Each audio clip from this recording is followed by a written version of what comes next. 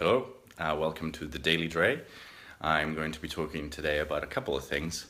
Chiefly, my partner in crime, the person that I record my podcast with, John Waterloo, is going to a Buddhist monastery in Nepal for 30 days as of Monday. Monday evening, he's leaving and he's going to be there meditating something like 8-10 hours a day, only eating one meal. I think they have a curfew for silence.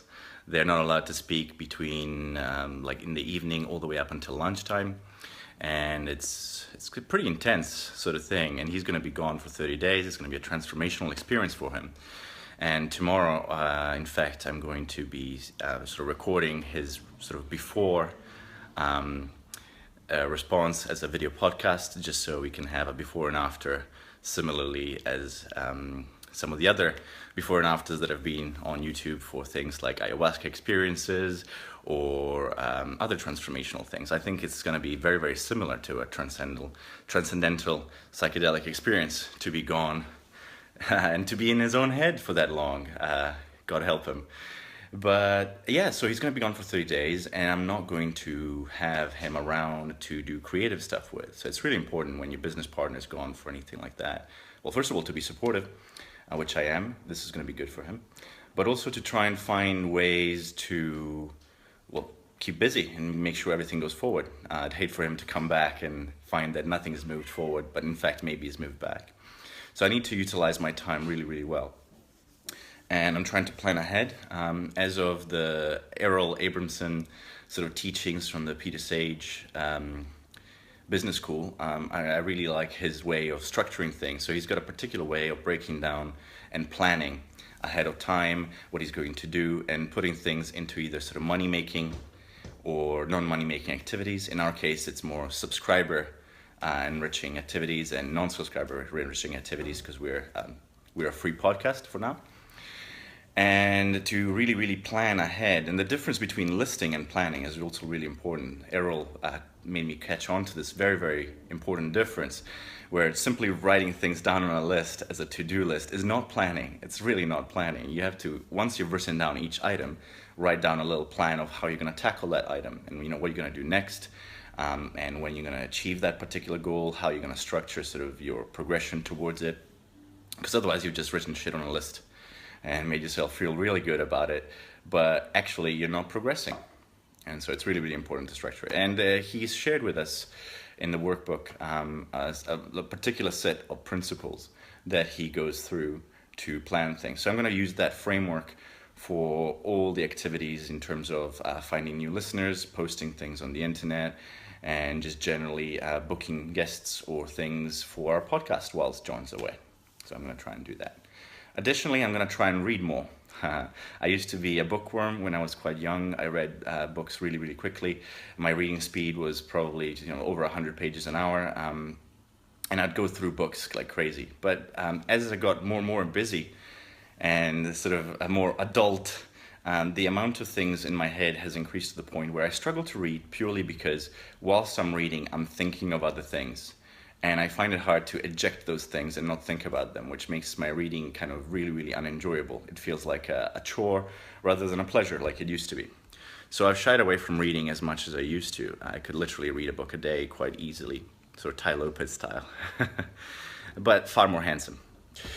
And I'm going to try and sort of spend at least an hour or two for each day that we would normally meet up with John, reading new books and catching up with all the reading material that I haven't.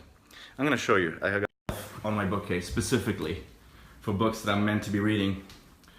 Up here, got Sex at Dawn, got Snowball in a Blizzard, The Book of Human Emotions, thanks to Sophia for that. The Savage Detectives, thanks to John. That's a fiction book, actually. I did reread Sun Tzu, so that should probably come off this. Zen and the Art of the Motorcycle Maintenance, thanks to James Black. Thanks for that book, but I need to start finishing that. Jared Diamond and the World Until Yesterday, I need to reread that. And just a few other things. Oh, Greco-Roman Persian Wars, a book that my sister gave me a few years ago. I still haven't finished it. I must have started it 3 or 4 times. And, just a few other things here, but those are the books that I need to get on with and trying to tackle whilst John's away. I'm gonna try and meditate perhaps before. Hey John. No. If you listen to the whole thing, it's quite a positive message here. I'm saying that I need to keep busy and make sure that I move our project forward whilst you're having the time of your life, or perhaps not, meditating in the Nepalese mountains. Yeah, so it's quite crucial if your counterpart of any business project isn't available to really sort of double down, because there's not going to be anyone to keep you accountable whilst the other person's away. It'll be really easy to slip into bad habits, or to sort of focus on the other aspects of your life that maybe get neglected whilst you're working on your own project. Thinking, oh, cool, my partner's away. I'll catch up on house chores. I'll catch up on social life and things like that, which can be fun. But if you really want to make something and sort of conjure a new business or a new idea out of thin air, you cannot let up simply because your business partner is not there. So it's really, really important for me that I use, as I mentioned, Errol Abramson's sort of steps to plan and keep abreast of our goals. We have a shared spreadsheet, actually. We're using the new collaborative feature of iWork in Numbers. We've created a spreadsheet. I much prefer to Google Apps, actually. I'm trying and remove myself from Google Apps as much as possible. And so we're using iWork Numbers shared spreadsheet to basically share what we're going to do, our SMART goals, our guest booking, our ideas for short video blogs, and similar things. So we have that in common. I'm going to keep using it even though John's not going to be there to look at it. Maybe I'll even share it with someone else just so that they can keep me accountable and let me know if I'm not turning any of those sort of red pending items into green success items. Other things I'm going to be doing is try to organize a series of interviews and articles about my own experiences with autism and curing my autism. I think it's an important message that I want to get out there. I've been sort of wrestling with how to deliver that. And up until now, I've been hesitant to put that message out there.